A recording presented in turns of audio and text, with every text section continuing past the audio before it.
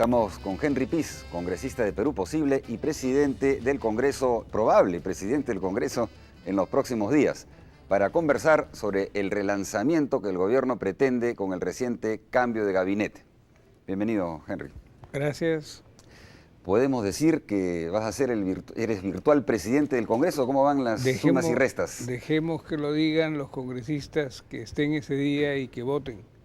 Ojalá estén los 118 y ojalá que se logre afirmar y afianzar la gobernabilidad del Perú, que creo que requiere de un esfuerzo de concertación como el que se ha hecho en los 2 primeros años. Yo no creo que convenga al país en pleno proceso de transición, con tanta debilidad en las instituciones y en los actores, que haya una polarización en el Parlamento.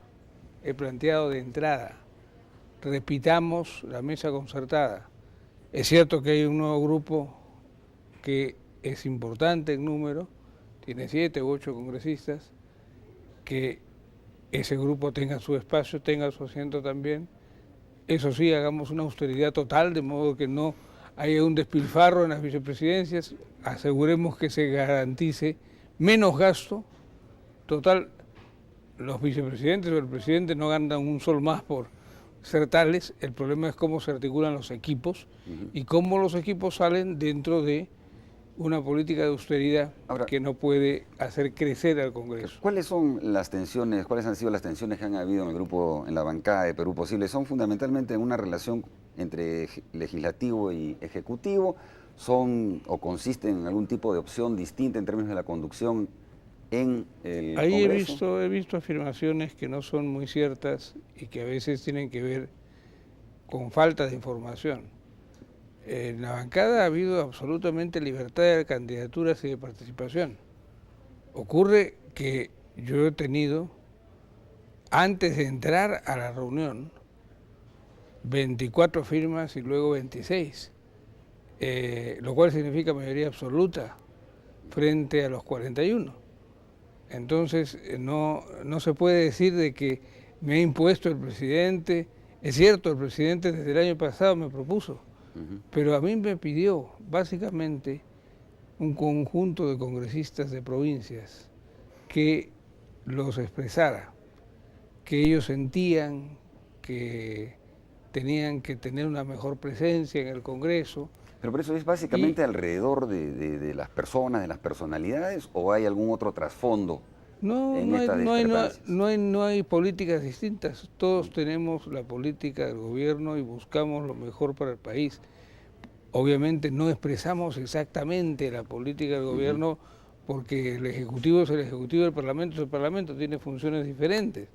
Pero lo que sí puedo decir es que ha sido una elección muy cordial, donde David Weissman ha hecho el gesto de declinar después de haber oído intervenciones a su favor y a mi favor, ¿no? Y no sé si no ha visto la lista, pero la lista está ahí, la tiene el presidente, y tengo copia y se la puedo enseñar.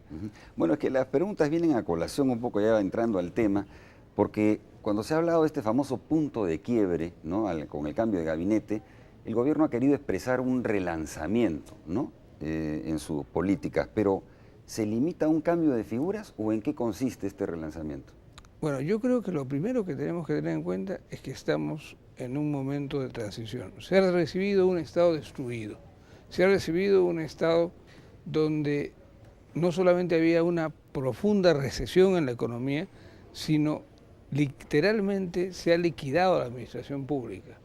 Entonces, en el primer tramo se han cometido errores que se han comenzado a corregir. El caso de Petroperú es el más claro. Aunque duela, aunque sea un miembro de Perú Posible, si hay que cortar una cabeza, se corta la cabeza. Y lo mismo hay que hacer en muchos campos y obviamente para eso el proceso de oxigenación del gabinete sirve. Pero siempre el gabinete es parte de un proceso que tiene un norte y el norte está en el plan de gobierno y el norte está en el esfuerzo que se ha hecho y que no se conoce y que no se siente. Digamos, por ejemplo, que podría haber, la oposición y en varios sectores han estado reclamando una suerte de cambio de rumbo, por lo menos en algunas de las políticas sectoriales, si es que no es en el conjunto de la política del gobierno. Pero, por ejemplo, de hecho, hay opciones en el rumbo que se puede aplicar en algunas de estas, por ejemplo, áreas. Claramente creo que se puede observar ahora en el área de salud. Ciertamente el nuevo ministro Vidal está expresando una opción distinta a la que expresaba Carbone, ¿no? Pero también hay algunas líneas centrales que están trazadas y que han dado resultado. Es decir, nadie puede negar lo que mostró Solari hace más de un mes y que no logró ningún titular, que en 2 años se han creado 300.000 puestos de trabajo en el sector privado y 200.000 puestos de trabajo en el sector público, temporales, pero que son un esfuerzo. Es decir, que necesitamos tranquilidad para poder ir empujando hacia arriba la economía, que se han abierto una serie de relaciones importantes, volteando un eje histórico que siempre nos puso, no sé por qué, de espaldas al Brasil, y haciendo que por ahí podamos entrar al único camino que hay para que, por ejemplo, replanteemos lo que pagamos de deuda externa, que el próximo año va a ser ya monstruoso literalmente, que es juntándonos.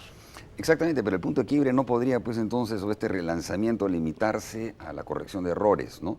Si hay opciones de cambios de política o de un rumbo, digamos, por el que el gobierno quiera apostar ahora para este relanzamiento, ¿cuál sería? Eso tendríamos que esperar que lo diga la primera ministra, que yo creo que no solo por ser la primera ministra mujer, sino por las calidades que tiene, va a traernos novedades, pero no soy yo el que tiene las novedades ni el que conoce los detalles, porque claro, ellos están preparando lo que se va a señalar como una política general del gobierno, que es lo que informan ante el Congreso. En el Congreso vamos a seguir actuando igual que siempre. Dicen que este Congreso es un Congreso desestabilizador. Yo sostengo lo contrario. Este Congreso ha ayudado a la estabilización del país. Primero, por ser concertador.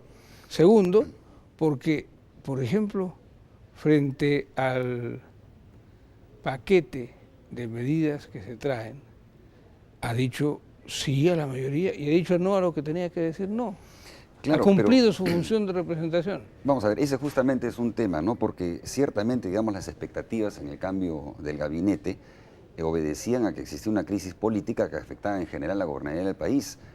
Las encuestas, por ejemplo, mostraban con claridad, no solamente, digamos, en lo que puede referirse a la conducción del presidente de la República, sino que tanto el Ejecutivo como el Legislativo y el Poder Judicial gozaban de un mínimo de 13% de aprobación.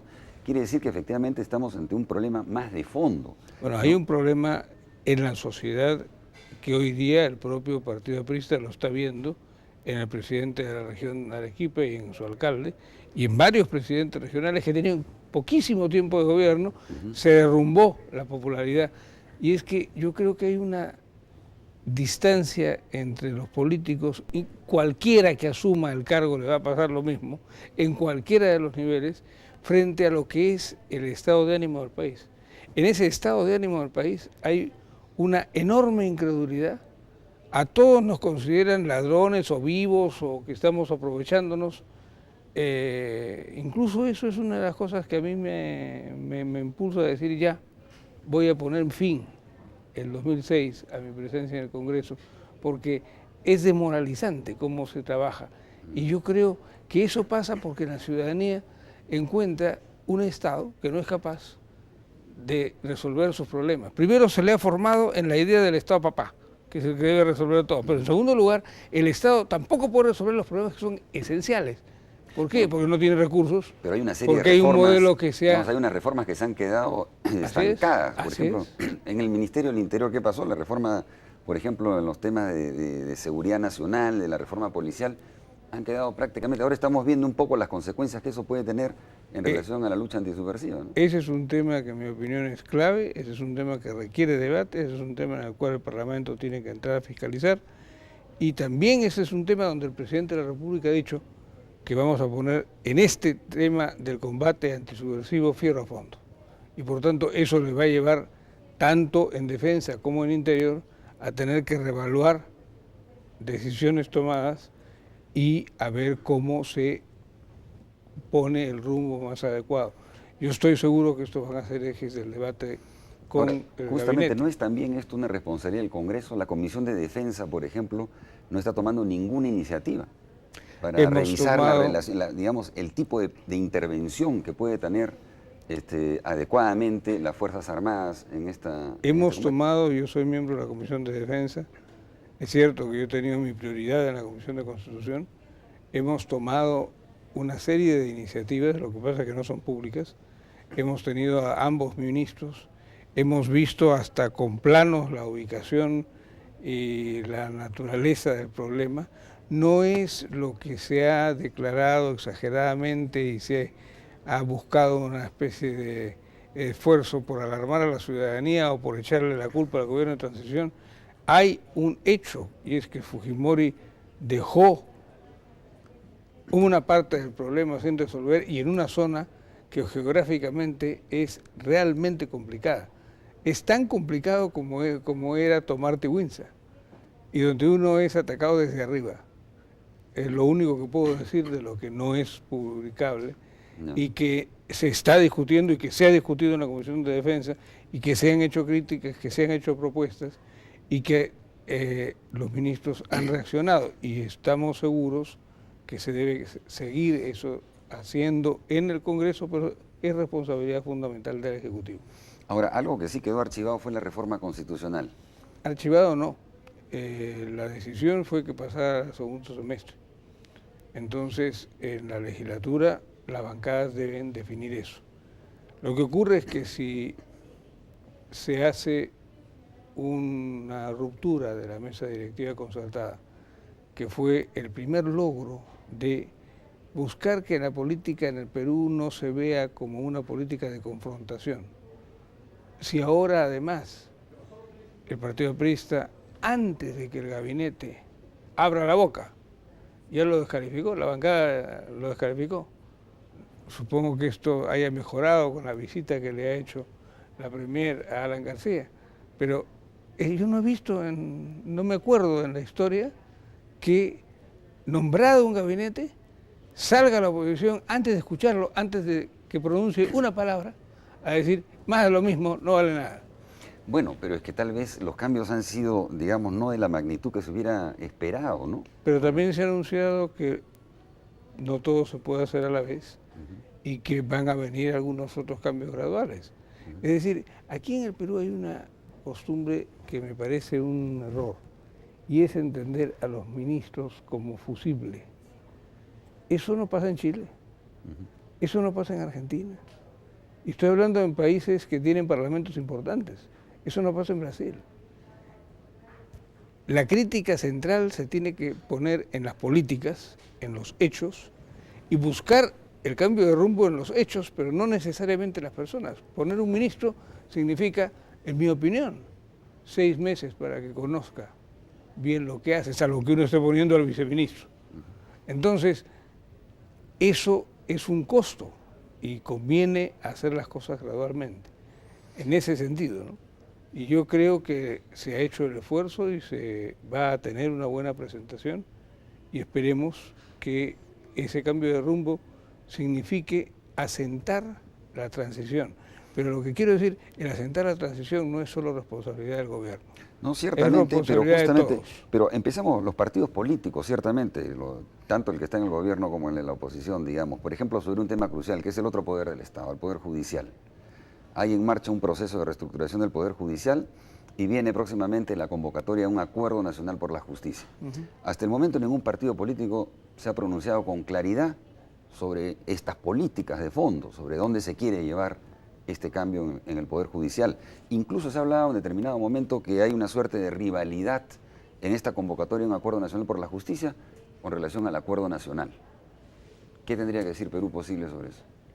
Yo lo primero que haría es que eso sea parte del acuerdo nacional, que sea una particularidad pero obviamente hay que hacerlo llamando a especialistas en justicia.